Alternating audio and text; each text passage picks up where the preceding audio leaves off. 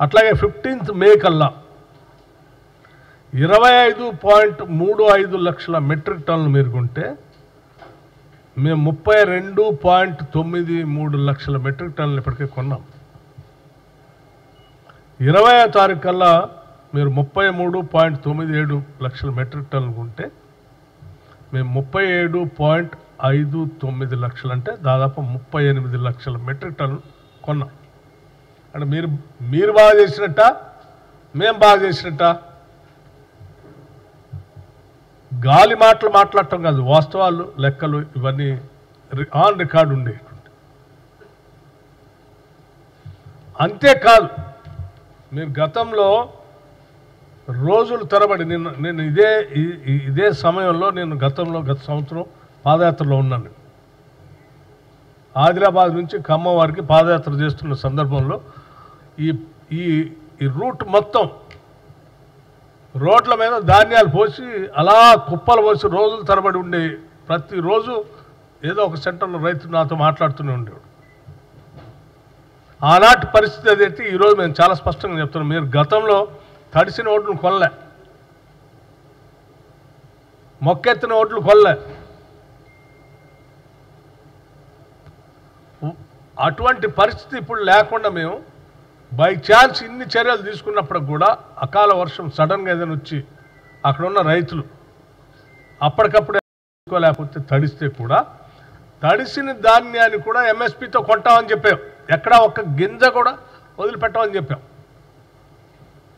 అది ఏ స్థాయి వరకు అంటే చివరికి మొక్కెత్తినటువంటి గింజలను కూడా, మొలకలు వచ్చినటువంటి ధాన్యాన్ని కూడా ఒక్క గింజను కూడా వదిలిపెట్టకుండా అదే ఎంఎస్పీతో, రేటు తగ్గించి కాదు, అదే ఎంఎస్పీతో ఈ ప్రభుత్వం కొంటదని చాలా స్పష్టంగా చెప్పాం. కొంటుంది కూడా.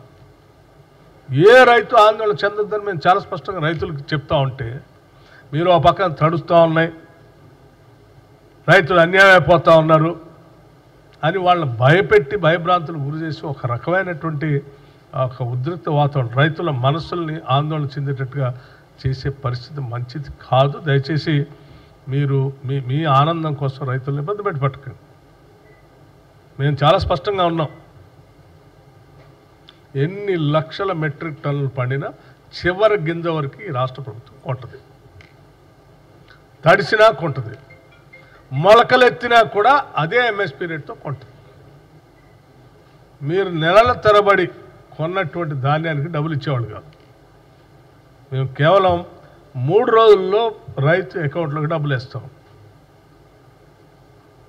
నెలల తరబడి రైతులకు డబ్బులు ఇచ్చేవాళ్ళు కాదు. మేము 3 రోజుల్లో రైతులు ఆ ట్రక్ షీట్ పట్టుకొని మిల్లర్ల చుట్టూ తిరుగుతూ వేసిన కాటా వేసిన ధాన్యాన్ని మా 10 కేజీలు తీశారు, లేకపోతే అది తీశారు ఇది తీశారు అని చెప్తూ వాళ్ళు డబ్బులు ఇవ్వకుండా మిల్లర్లు బయటికి పంపిస్తూ, లేకపోతే సివిల్ సప్లైస్ వాళ్ళు డబ్బులు ఇవ్వక రకరకాల ఇబ్బందులు పడేవాడు.